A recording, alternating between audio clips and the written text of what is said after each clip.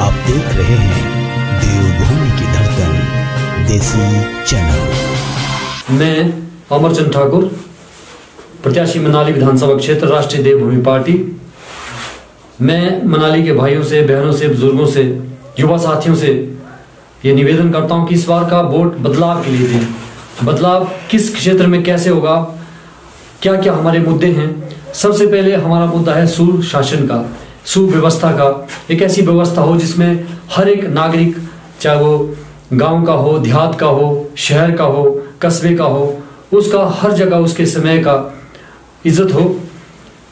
और साथ में हमारी पार्टी की मुख्य जो विचारधारा है वो है जातिगत आरक्षण खत्म हो, आरक्षण सिर्फ आर्थिक आधार पर हो।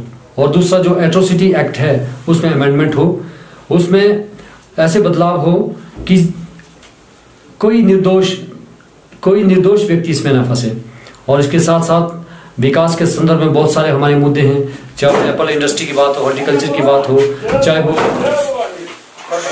हॉर्टिकल्चर की बात हो, चाहे वो एग्रीकल्चर सेक्टर की बात हो, चाहे वो हमारा हॉस्पिटलिटी सेक्टर हो, चाहे वो सर्विस सेक्टर हो, चाहे हमारा हेल्थ सेक्टर हो, एजुकेशन सेक्टर हो, हर एक सेक्टर को हमने छुआ है। शिक्षा के संदर्भ में एक बात बोलूं, अगर हमारी शैक्षणिक जो संस्थाएं हैं वहां पर अगर गुणवत्तापूर्ण शिक्षा दी जाए और जैसे ही लोग मैट्रिक हो जाते हैं, +2 हो जाते हैं या ग्रेजुएट हो जाते हैं, ये डिग्रियां लेने के बाद या कॉलेज पास आउट होने के बाद वो दर ना भटकें, वो उतना स्किल इनके अंदर आए कि वो अपना जीवन यापन अपना तो करे, अपना कुटुंब का करे, अपने समाज का करे, अपने इस प्रांत का करे। तो इसके साथ साथ दूसरा जो हॉस्पिटलिटी के संदर्भ में बात करूँ, यहाँ पर बड़ी अपार संभावना है। चाहे एडवेंचर टूरिज्म ले लो, चाहे होटल इंडस्ट्री ले लो, लेकिन इसके लिए एक बहुत बड़ा एक नीति को लाना बहुत जरूरी है। उस नीति के अंदर जो दूर दराज के हमारे सुंदर क्षेत्र है उनको डेवलप करना पड़ेगा, उन तक पहुंचने के लिए कनेक्टिविटी लानी पड़ेगी, चाहे वो रोड के माध्यम से हो, चाहे वो रोप वे के माध्यम से हो। और जब ये कनेक्टिविटी होगी और उन सुंदर जगह तक हमारे टूरिस्ट पहुंचेंगे तो अपने आप ही हजारों युवाओं को रोजगार मिलेगा। बाकी जो पार्टियां हैं, चाहे वो कोई भी नेशनलाइज पार्टी हो, मैं उनका नाम नहीं लूंगा, लेकिन वो सिर्फ और सिर्फ जो उनकी नीतियां हैं वो सिर्फ और सिर्फ वोट हथियाने की है और कुर्सी पाने की। लेकिन हमारी पार्टी की जो नीतियां हैं वो गरीब लोगों को, किसानों को, गांव के जो हमारे खेतीहर मजदूर है उनको ऊपर उठाने के लिए हमारी नीतियां हैं। तो मैं एक बार फिर से मनाली विधानसभा की प्रबुद्ध जनता से यही अपील करूंगा कि आप इस बार का वोट बदलाव के लिए दे, चेंज के लिए दे। चेंज सिर्फ सरकारें बदलने से नहीं होगा, चेंज होगा तब जब अच्छी नीति वाले लोग आएंगे, अच्छे एक विजन वाले लोग आएंगे। तो हमारी जो टीम है, हालांकि मैं नुमाइंदा मनाली से अकेला हूं, लेकिन हमारी जो टीम है बहुत बुद्धिजीवी लोगों की टीम है। इसमें ब्यूरोक्रेट्स भी है, इसमें ऐसे लोग हैं जो अपने अपने क्षेत्र के बहुत ही अनुभवी लोग हैं।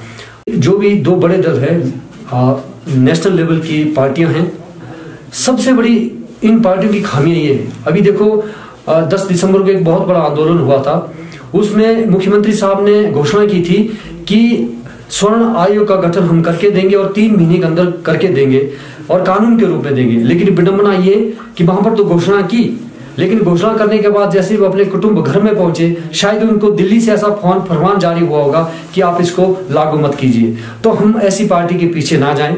और खासकर हमारी जनता अब ऐसी जनता नहीं है, शिक्षित जनता है। शायद केरला के बाद हिमाचल का दूसरा ऐसा राज्य, हिमाचल दूसरा ऐसा राज्य जो सबसे शिक्षित राज्य है। और सबसे अच्छी बात यह है कि हमारे मनाली विधानसभा क्षेत्र में विजनरी एजुकेटेड लोगों की कमी नहीं है और सबके दिमाग, सबका विवेक, सभी लोग विवेक से सोचेंगे और अपने दिमाग से सोचेंगे कि हम इन नेशनलाइज पार्टियों का साथ क्यों दें, क्योंकि अगर इनकी छोटी सी भी नीति हो वो दिल्ली से बन के चलती है, जबकि यहाँ का संस्कृति, यहाँ की ज्योग्राफी, यहाँ का कल्चर, यहाँ की हमारी परिस्थिति वो भिन्न है, बाकी प्रदेशों से भिन्न है। तो यहाँ ऐसी नीति होनी चाहिए जो यहाँ की ज्योग्राफी के अनुसार हो, जो यहाँ के भौगोलिक परिदृश्य के साथ हो, जो यहाँ की संस्कृति के हिसाब से हो। मैं समझता हूँ आज की डेट में चाहे रिजर्वेशन हो, चाहे एट्रोसिटी एक्ट हो, चाहे डेवलपमेंट की इशू हो, चाहे आपका हॉस्पिटलिटी सेक्टर हो, हेल्थ सेक्टर हो, एजुकेशन सेक्टर हो, यहाँ पर काम हो रहे हैं, इंफ्रास्ट्रक्चर भी बन रहा है, ऐसा नहीं, हम नहीं बोलते नहीं हो रहा, लेकिन जो इसकी सोल है उसके ऊपर काम नहीं हो रहा है। इस एजुकेशन सेक्टर में ले लो आप, बिल्डिंगें तो बड़ी बड़ी बन रही है, लेकिन वहां पर अध्यापकों का अभाव है।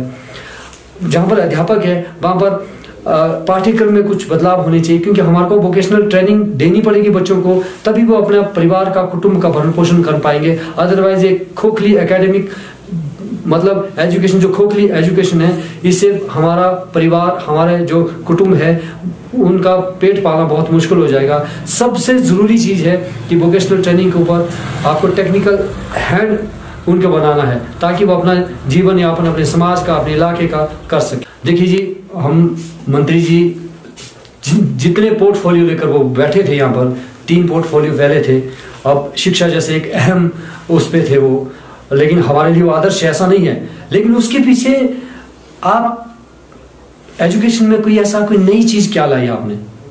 हम भूल गए थे कैंपेन के दौरान, वहां का तो स्कूल गिरने के कगार पर है। प्राइवेट उसमें बिल्डिंग में, किराए की बिल्डिंग में आप एजुकेशन इम्पार्ट कर रहे हैं, ये विडंबना है। आप सिर्फ वोट देकर ही आप विकास नहीं कर सकते हैं, क्योंकि अब कुल्लू का लोग जाग गया है, कुल्लू के लोग जागे हैं, कुल्लू के युवा जागे हैं, कुल्लू के हमारी माताएं, बहनें, बुजुर्ग सब जागे हुए हैं। विकास सिर्फ वोट बैंक देकर ही नहीं होना चाहिए, विकास जरूरत के हिसाब से होना चाहिए, चाहे वो गरीब हो, चाहे वो संपन्न हो, चाहे वो शहर का हो, चाहे वो गांव का हो, किसी भी जगह का हो, विकास उसकी जरूरत देखकर होना चाहिए, ना कि वोट देखकर।